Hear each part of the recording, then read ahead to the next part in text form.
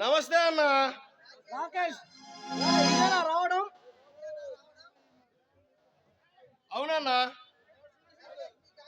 రాకేష్, మీ కాలేజీలో ఎలక్షన్లు ఎలా ఉన్నాయి? ఈసారి మనం నిలబెట్టిన వ్యక్తి గెలుస్తాడన్నా.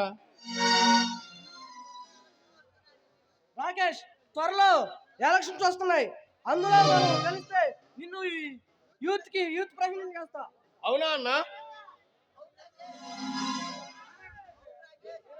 అవును రాకేష్, ఈ ఎలక్షన్ లో మనం గెలిస్తే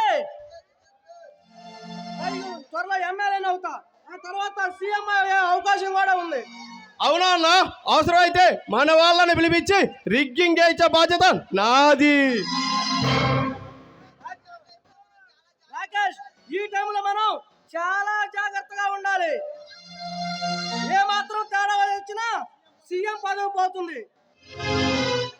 అన్నా, వాడెవడో రాజా అంటన్నా, అడుగు అడుగున అడ్డు తగులుతుంటాడు. వాడు అడ్డు తొలగిస్తే ఓ పని అయిపోతుంది.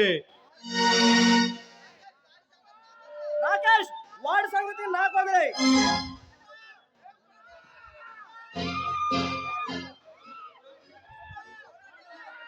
అన్నా, పవన్ అనేవాడు కూడా అడుగడుగున అడ్డు తగులుతున్నాడన్నా.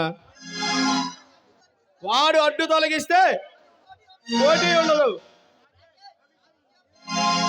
రాకేష్, ఆ విషయం నేను చూసుకుంటాను. నువ్వు ప్రశాంతంగా నువ్వు మన రోజాతో విందు చేసుకో.